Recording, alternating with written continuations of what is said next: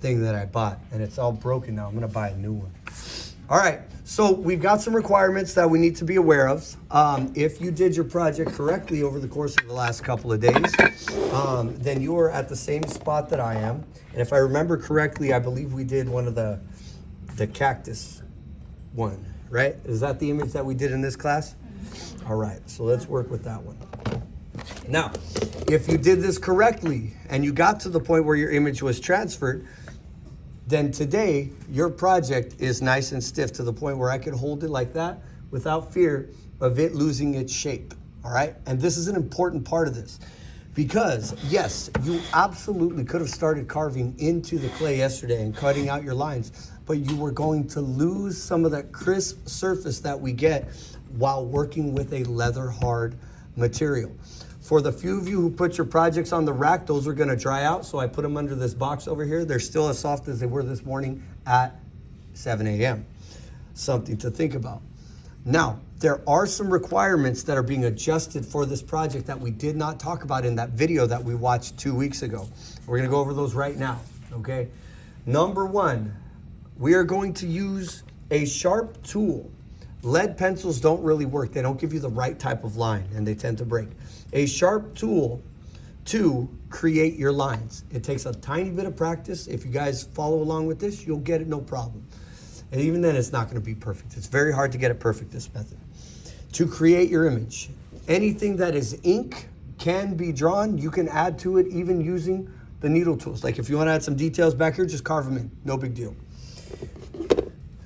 You must use a hole cutter to create the holes. I'm gonna take away the tile thing. If you really, really, really want to add the beads to the back to create a hot plate, you can. But nobody really seemed interested, so I took it out. We're gonna use a hole cutter to cut the holes into your project so that it ends up being a hanging piece, so that it can do something other than sit on top of your dresser for the next 10 years. At least be able to put it up. Somebody might like it.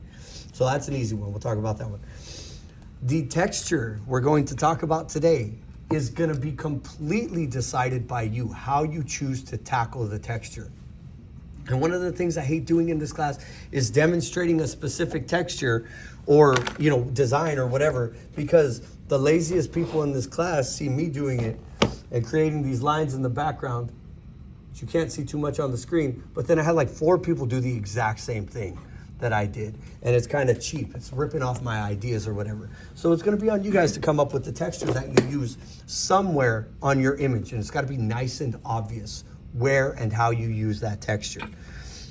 And then for this project specifically, this is the only one where I'm gonna have you put a signature on the front, bottom left hand or right hand side of the face of the thing, which is super simple. Pencil, just carve it in, you're good and golden. And then of course it must have your name on the back with the period so that I know who it belongs to. Here's a couple of quick demonstrations. Go like that, my name, boom, BP. And then my signature is gonna go in that bottom right-hand corner. Cool, just like that. It adds a nice touch to it. It's as simple as doing that. Nothing, do I need to talk about that one anymore? Cool, all right. So let's talk about line quality and the different types of marks that you're gonna make with this. Oh, I would say first thing, you also kind of want to consider knocking this out early on. It's not the end of the world if you don't do it because we can make it. But as we're doing the holes, you want to do this sooner rather than later. The more stiff your clay is, the more likely you're going to break one of these edges right there and crack it, and it's broken. So try and line it up really nice. And then like we do, pull out the little plug. Otherwise, it's gonna put a whole bunch of pressure and cause some problems for your project. And then same thing right over there. Little twisty twist. And then bam, you've already done a couple of parts of the project. Simple, easy peasy, lemon squeezy. Cool. All right, marks, the types of lines that you're gonna be working with. Now for this thing specifically, as we're doing this, we have to remind ourselves that we're gonna try our best to avoid these type of crumbly lines. They're not the end of the world, but your projects will look less fine if you have a bunch of these crumbly bits. So we want to be able to get rid of as much of it as possible. Now, the easiest way to think about this is we're going to treat this as a carving tool, not as a drawing tool, because we're not drawing into the clay. Drawing is applying a material to the surface of a thing. That's drawing. In this situation, we're literally going to be carving lines. And at this point, the line quality that you're going to try and get is going to look something like so.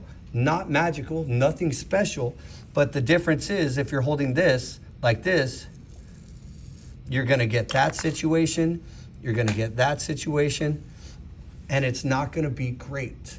And that is achieved by dragging a needle tool into the material and gliding through the material almost. Now, if you don't like the way that feels to use that at a very steep angle like so, then I have this tools right here that are going to do the exact same thing, and they're meant to sway with you so that you get that same type of line quality.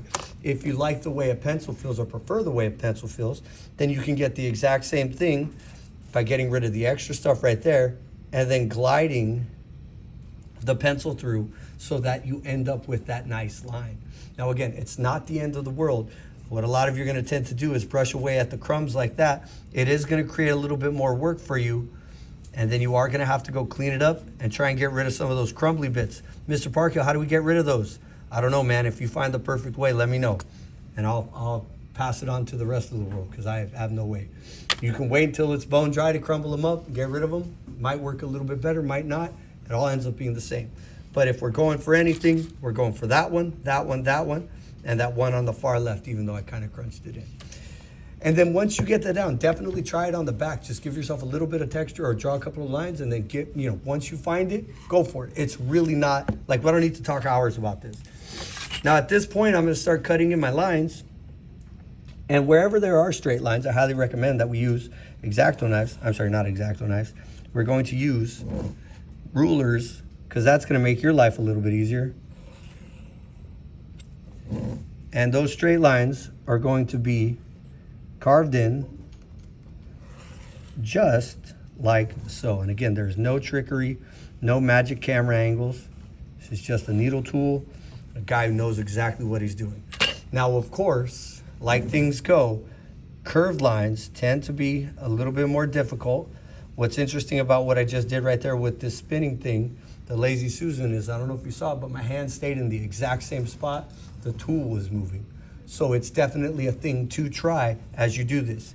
If you don't want perfectly straight lines and you want a hand-drawn quality, then that is totally acceptable for you to work with the tool by hand, rather than using full-on direct ruler, straight lines, etc., etc. Now, because I like the sketchy quality of this one, I'm going to go with it. And you can see in a couple of quick swipes, I've gotten most of my, not most, but at least a little bit of my project done and taken care of. And I highly recommend the use of the Lazy Susan to get these things done. Okay, it's definitely helpful. And again, at that point, there's no substitute, my friends, for doing a good job and just trying to make it look good. If it looks crunchy, you're going to lose a few points. If it's sloppy, you're going to lose a few points. If this surface is broken, you're going to lose a few points. It's all going to go into the final composition of the piece. Okay? Any questions about that? Do I need to talk about that line quality anymore? Feeling good? All right. Next, the texture. You have to decide where the texture is going to go. I'm not going to tell you where the texture is going to go. It doesn't even have to be a pattern texture. It can be just a straight texture. Like I'm just using, all I did for this was set my ruler up and I offset my lines a little bit. And I took one of my carving tools and very quickly just started cutting into it. And I have that rigid texture into it. Now, if you want to do the background, this is totally acceptable. I do not care how you get this texture in. It could be you impressing a series of polka dots entirely into the background of this thing. I would do all of my lines first before I go do any texture, because it will affect it. It will define it too. But if you're going to go like this and create your texture like so, then so be it. If you want to do what I did on these guys, I did a couple. You can see the texture in the sky. It's carved into it. And then I did a series of horizontal lines. Or if you want to create something like so, there's my cloud. And then I'm going to go in and take those guys right there and just continue to remove some material all the way around until I have achieved a complete texture. All right, it does not have to be in the entire background. In this case, it could be what I did with the skies. For Homer Simpson, it might end up being the entire background because I've got a standalone image. I might end up adding a series of bunch of other things. I don't know. I haven't made that decision yet because I haven't finished exploring all of my projects. But it is as simple as deciding where the texture is going to go and then applying your lines first, texture last, and then bam, we're done with it. One thing to really, really consider, at any point, we've had two people make this mistake, and it's not something that I like bring up. I can't tell you everything. But I had one person who carved a really deep line that went about that far into the project, and it went from here to the other end. What that did is create a very, very weak point that's very, very thin. So it was just that little piece of material that was holding the thing together. And it is no matter what, way more likely to snap on that edge like a cookie, or if you score something, a piece of glass. Very likely to break at that point. So we have to be smart about what we're doing. Cool? All right. So that's that. That's the demonstration. That's the talk for today.